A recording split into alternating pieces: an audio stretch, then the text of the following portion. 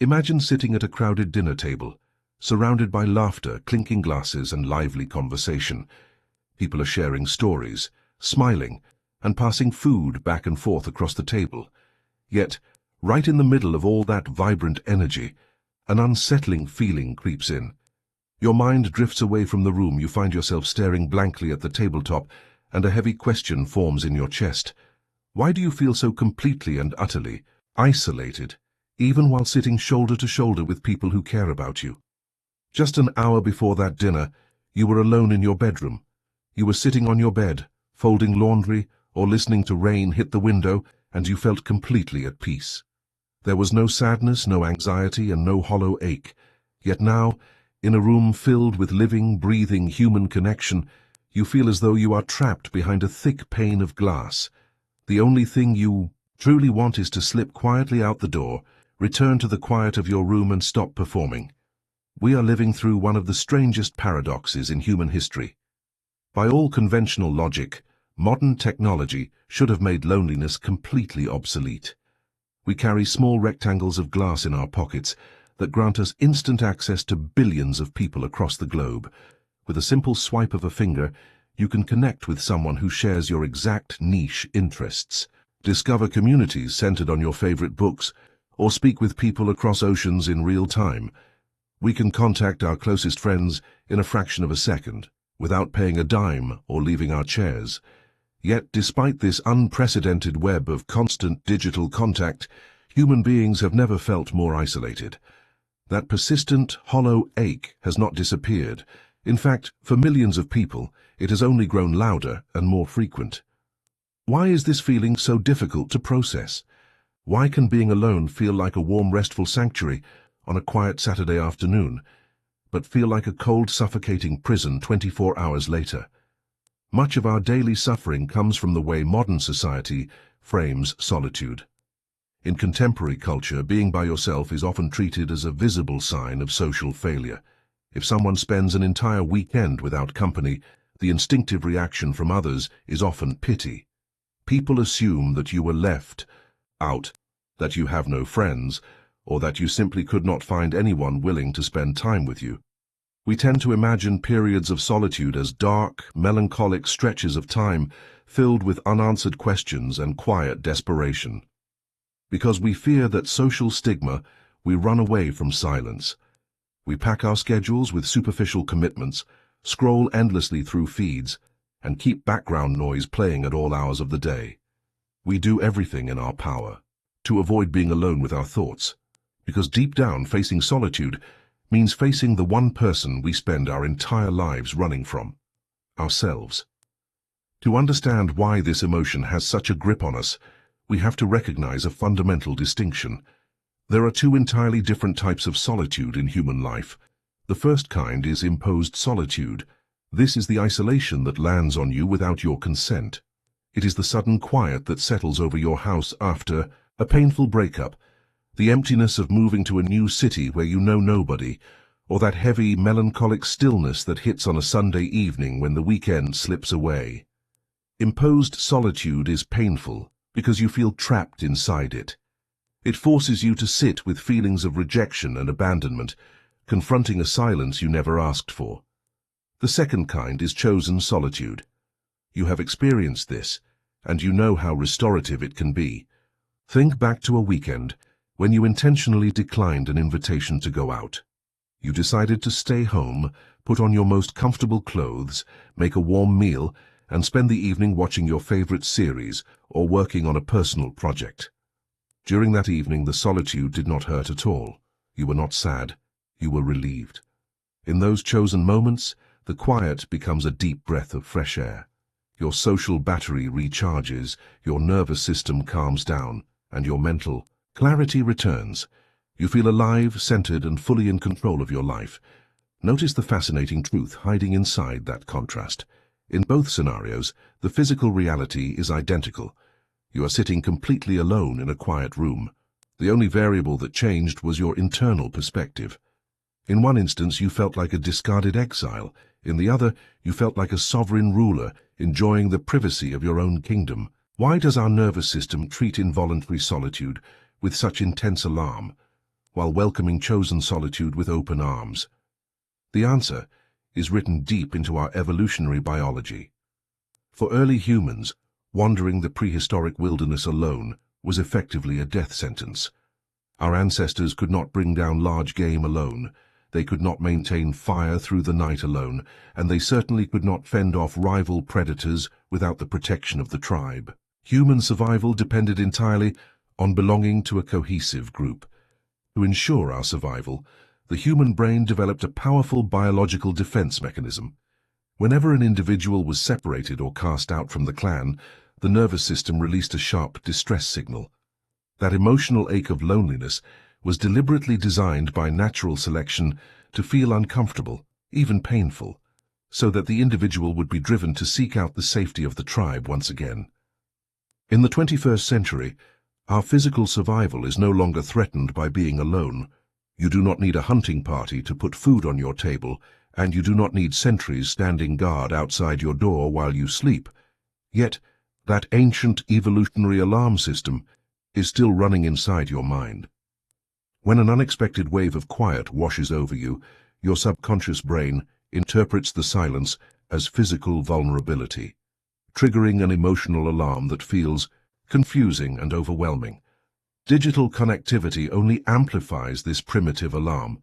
When you are sitting in a quiet room and open a social media feed, you are instantly bombarded with images of other people gathering, laughing, traveling, and celebrating together. Even if those images belong to distant acquaintances or strangers, your prehistoric brain registers those pictures as photographic evidence that the tribe has gathered without you. It tells you that you have been left behind. If you had spent that same evening reading a book, your mind would have stayed calm, but looking through that digital keyhole instantly sets off your internal panic bells. Personality traits also shape the way we experience this quiet space. A person with an introverted temperament often processes solitude with greater ease because their nervous system naturally restores its energy in low-stimulation environments. An extrovert, on the other hand, draws vitality directly from active interaction, making unexpected stretches of isolation feel particularly jarring. Yet regardless of your personality type, sudden and uninvited stillness is a challenge we all eventually have to face. During my college years, I shared a large house with 8 friends. From morning until late at night, that house was overflowing with noise, laughter, music, and impromptu debates in the kitchen. There was always a conversation to join, someone cooking a meal, or footsteps echoing down the stairs. The environment was dynamic, chaotic, and endlessly social. Every few months, when a long holiday break arrived, almost all of my roommates would pack their bags and head back to their families. Because my hometown was far away and travel was expensive, I often chose to remain behind in the house. The very first time everyone left, the transition hit me like a physical shock. On Friday afternoon, the final front door slammed shut, the sound of car engines faded into the distance, and the entire house fell into total, eerie silence. I remember walking down the empty hallway, listening to the creak of the floorboards beneath my feet. The sudden lack of life was disorienting. The quiet felt heavy, almost oppressive, and an overwhelming wave of loneliness took over my chest. I spent hours wandering from room to room, feeling like an intruder in an abandoned museum, desperately waiting for Monday to arrive so that the noise would return. As the months went on, and more of those empty weekends came and went, something shifted. I realized that sitting on the sofa and feeling sorry for myself was entirely useless. I began to establish a conscious weekend routine. I bought groceries to cook elaborate meals, set up a comfortable reading nook by the window, and started writing down ideas for long-term projects. I began exercising, studying subjects that fascinated me, and enjoying the simple luxury of moving at my own pace without interruption. What had initially felt like an uncomfortable desert gradually transformed into the most nourishing, productive time of my life. I learned to befriend the silence, not by avoiding it, but by filling it with genuine intention and creative focus. Human perception is built entirely upon contrast. Have you ever wondered why a clear, sunny morning in late spring feels so deeply joyful?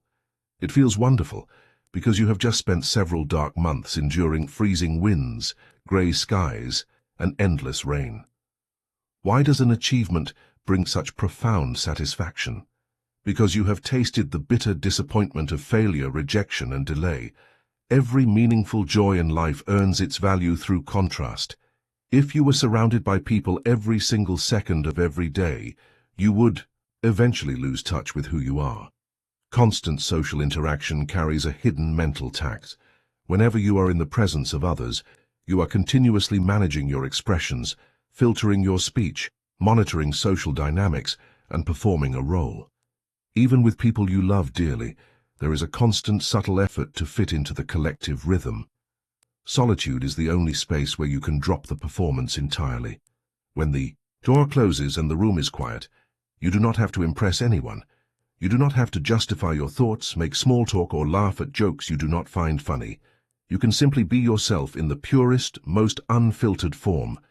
To master the art of being alone, you must learn to give meaning to those silent periods rather than viewing them as wasted time. Imagine holding an empty, handcrafted chalice.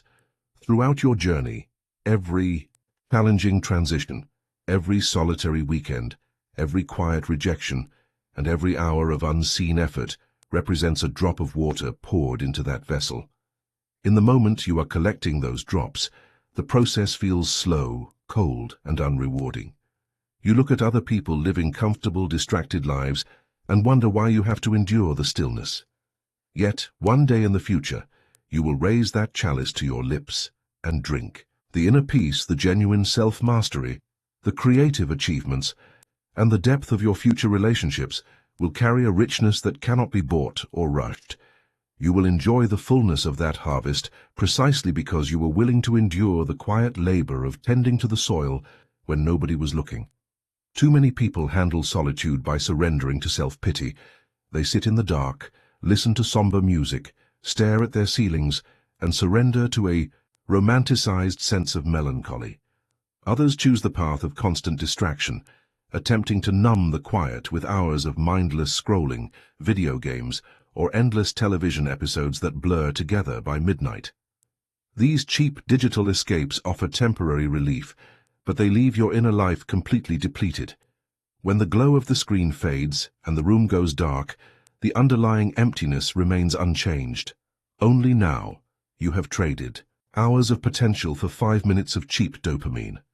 Running away from silence only guarantees that the silence will remain terrifying. Solitude is the natural birthplace of true creativity and deep strength. When the external world stops shouting its opinions into your ears, your own internal voice finally finds room to speak. Every enduring piece of art, every meaningful book, every profound philosophy, and every great personal transformation was conceived in the quiet hours when someone dared to sit alone with their thoughts. Silence forces you to look directly at your insecurities, examine your values, and confront the difficult questions you normally sweep under the rug. That work is quiet, unglamorous, and completely devoid of applause. Nobody is cheering for you when you write the first rough draft of an idea, practice a difficult skill, or reflect on your past mistakes in an empty room. Yet it is within that invisible crucible that your true character is forged. If you find yourself alone this evening, resist the urge to numb your mind with endless feeds and fleeting distractions. Pick up a notebook and pen instead. Write down the questions that scare you, describe the person you want to become, and map out the steps needed to get there. Channel that quiet energy into building a skill, creating something lasting, or strengthening your physical body. When you learn to transform the stillness of isolation into purposeful action, your entire perspective on life changes. Solitude stops being an obstacle that restricts you. It becomes your personal laboratory for growth and self-mastery. Think of your solitude as a plot of open land behind an old house. When you first stand before it, the ground looks barren, dry, and unpromising. It feels silent and empty. Many people look at that open dirt, feel overwhelmed by the stillness, and hurry back indoors to find something noisy to distract them. If you are willing to stay in that garden, you can pick up tools and get to work. You can clear away the stones, cultivate the earth, and plant seeds. Those seeds are the daily disciplined actions you choose to take, when no one is watching. Reading 10 pages of a demanding book, journaling your honest thoughts, training your body, and practicing genuine self-honesty. In the beginning, nothing appears to change. The soil looks just as quiet and still on Wednesday as it did on Monday. You must continue watering the ground in the cold, pulling out the weeds of doubt, and showing up every single day without expecting immediate results.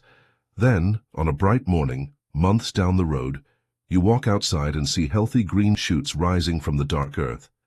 Before long, you harvest the vegetables, prepare a meal with your own hands, and sit down to eat.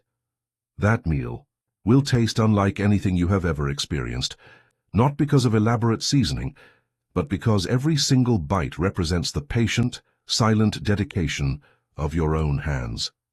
Learning to be truly content in your own company is one of the greatest strengths a human being can possess. If you can sit comfortably in an empty room for an hour without looking at a screen, without falling into self-loathing, and without craving outside approval, you become remarkably resilient. You can no longer be pressured by the fear of being left out, because you have made peace with the person you spend your entire life with. Do not treat your quiet moments as an exile or a punishment. Step into the silence, tend to your garden, and transform your solitude into an enduring source of personal power. If these words resonated with your own journey, take a moment to share your thoughts in the comments below. I would love to hear how you handle those quiet, solitary evenings, and what practices have helped you turn isolation into meaningful growth. If you found value in this video, please give it a thumbs up, subscribe to the channel, and turn on the notification bell so you never miss our upcoming reflections. Take care of yourself, and until next time, stay strong.